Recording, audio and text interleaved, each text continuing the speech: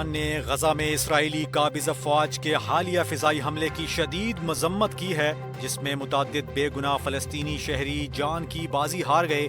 ترجمان دفتر خارجہ کے مطابق یہ حملہ بین الاقوامی انسانی حقوق اور انسانی ہمدردی کے قوانین کی سنگین خلاف ورزی ہے، جو قابض طاقت کے جرائم کو بے نقاب کرتا ہے۔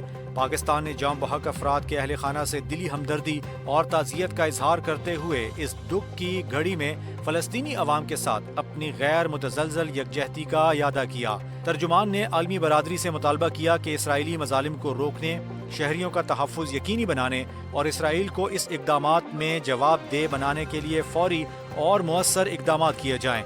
پاکستان نے ایک بار پھر اقوام متحدہ کی قراردادوں کے مطابق آزاد فلسطینی ریاست کے قیام کی حمایت کا اعادہ کیا، جس کی سرحدیں 1967 سے پہلے کی حد بندی پر مبنی ہوں اور الاقدس شریف اس کا دارالحکومت ہو۔ وزیراعظم شہباز شریف نے پاکستان کے نئے سفیروں کی تعیناتی کی منظوری دے دی۔ ذرائع کے مطابق وزیر خارجہ اسحاق ڈار کی سفارش پر بھیجی گئی سمری کی بنیاد پر متحدہ عرب امارات اور روس میں نئے سفیر مقرر کیے جا رہے ہیں۔ ترجمان دفتر خارجہ شفقت علی خان کو UAE میں پاکستان کا نیا سفیر مقرر کیا گیا ہے۔ وہ اس سے قبل پولینڈ اور روس میں سفارتی خدمات انجام دے چکے ہیں۔ فیصل نیازی ترمذی، جو اس وقت UAE میں سفیر ہیں، اب روس میں پاکستان کے نئے سفیر ہوں گے، جبکہ روس میں تعینات خالد جمالی کو وزارت خارجہ میں ایڈیشنل سیکرٹری مقرر کیا گیا ہے۔ بھارت ایک بار پھر سفارتی آداب کو پس پشت ڈال کر پاکستانی سفارتکاروں کو ہراساں کرنے میں مصروف ہے۔ نئی دہلی میں تعینات پاکستانی سفارتکاروں کی مسلسل نگرانی کی جا رہی ہے اور ان کے گھروں کی انٹرنیٹ سہولیات وقتاً فوقتاً معطل کی جا رہی ہیں۔ اطلاعات کے مطابق بھارتی حکام نے پاکستانی سفارتکاروں کو کانٹریکٹ ختم ہونے سے پہلے ہی اپنے گھر خالی کرنے کا حکم دے دیا۔ 4 سے 5 پاکستانی سفارتکاروں کو اب تک گھر چھوڑنے کے احکامات دیے جا چکے ہیں، جو بین الاقوامی سفارتی روایات کی کھلی خلاف ورزی ہے۔ پاکستان کی جانب سے اس رویے پر تشویش کا اظہار کیا گیا ہے اور بھارتی حکومت سے مطالبہ کیا گیا ہے کہ سفارتی معاہدوں اور آداب کا احترام کیا جائے۔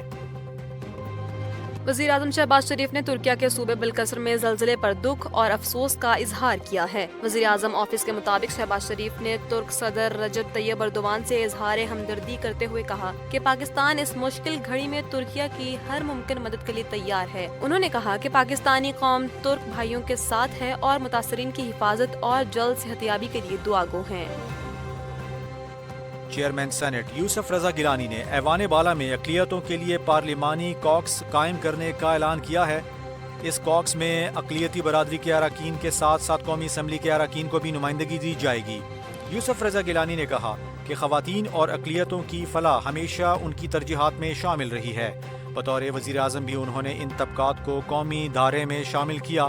انہوں نے بتایا کہ شہید بے نظیر بھٹو نے خواتین اور اقلیتوں کی ترقی کے لیے نمایاں خدمات انجام دیں، جبکہ بلاول بھٹو اور آصف علی زرداری بھی ان کے حقوق کے تحفظ اور مساوی مواقع کے لیے پرعزم ہیں۔ چیئرمین سینٹ کے مطابق ایوان بالا میں اقلیتوں کو 4% نمائندگی دینے کی تجویز دی گئی ہے تاکہ ناانصافیوں کے ازالے میں مدد مل سکے اور ان کے حقوق کا تحفظ کیا جا سکے۔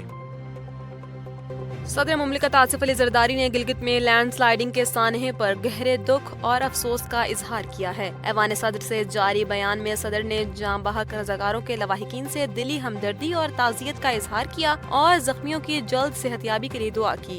صدر زرداری نے کہا کہ انسانیت کے لیے جان قربان کرنے والے رضاکاروں کو قوم سلام پیش کرتی ہے اور پوری قوم ان قیمتی جانوں کے ضیاع پر سوگوار ہے۔ کولمبیا کے صدارتی امیدوار میگول اوریبے فائرنگ کے 1 ہفتے بعد زخمیوں کی تاب نہ لاتے ہوئے انتقال کر گئے۔ انہیں 7 جون کو ایک انتخابی ریلی سے خطاب کے دوران نشانہ بنایا گیا تھا۔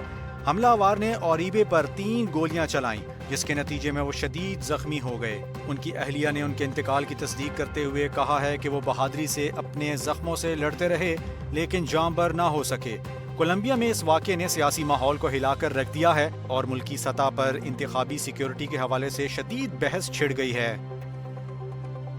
سرکاری حج اسکیم کے تحت غیر رجسٹرڈ عازمین سے درخواستوں کا دوسرا مرحلہ آج سے شروع ہو گیا۔ اب تک 71,286 درخواستیں موصول ہو چکی ہیں، جبکہ 46,924 نشستیں باقی ہیں۔ درخواستیں 16 اگست تک آن لائن پورٹل اور نامزد بینکوں میں جمع کرائی جا سکتی ہیں۔ لانگ حج کی پہلی قسط 5 لاکھ اور شارٹ حج کی 5.5 لاکھ روپے مقرر کی گئی ہے۔ اوورسیز پاکستانی عزیزوں کے ذریعے درخواست جمع کرا سکتے ہیں، تاہم وطن واپسی پر میڈیکل فٹنس سرٹیفکیٹ لازمی ہوگا۔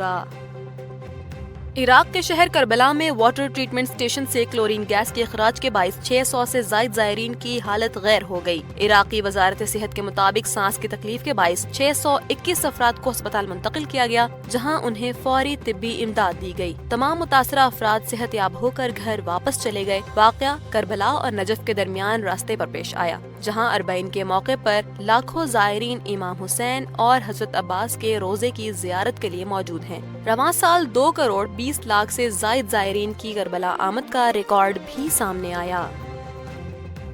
وفاقی وزیر داخلہ محسن نقوی نے اقلیتوں کے قومی دن پر اپنے پیغام میں کہا کہ پاکستان عدل، مساوات اور رواداری جیسے اسلامی اصولوں پر قائم ہوا اور ہمیشہ قائم رہے گا۔ انہوں نے کہا کہ پاکستان میں ہر شہری، چاہے وہ کسی بھی مذہب سے تعلق رکھتا ہو، برابر کا پاکستانی ہے۔ محسن نقوی کا کہنا تھا کہ اقلیتوں کے جان و مال، عقیدے اور عبادات کی آزادی صرف آئینی ذمہ داری نہیں بلکہ ریاستی پہچان ہے۔ انہوں نے قائد اعظم کے 11 اگست 1947 کے خطاب کا حوالہ دیتے ہوئے کہا کہ پاکستان کا ہر فرد مساوی حیثیت رکھتا ہے اور آئین اقلیتوں کے حقوق کی مکمل ضمانت دیتا ہے۔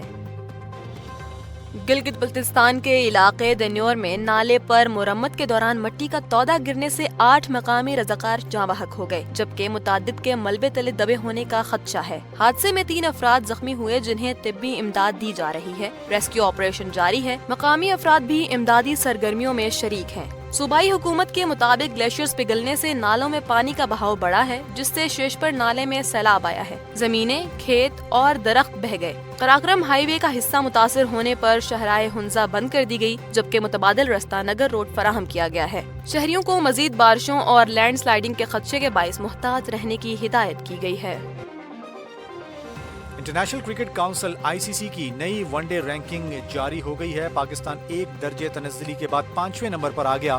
سری لنکن ٹیم نے 4009 پوائنٹس کے ساتھ پاکستان کو پیچھے چھوڑ کر چوتھی پوزیشن حاصل کر لی ہے۔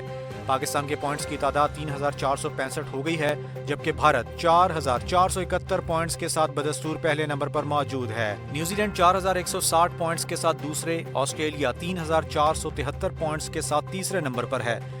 ویسٹ انڈیز کی ٹیم 1 درجہ ترقی پا کر 9ویں نمبر پر آ گئی ہے، جبکہ بنگلہ دیش 1 درجہ گر کر 10ویں نمبر پر پہنچ گیا ہے۔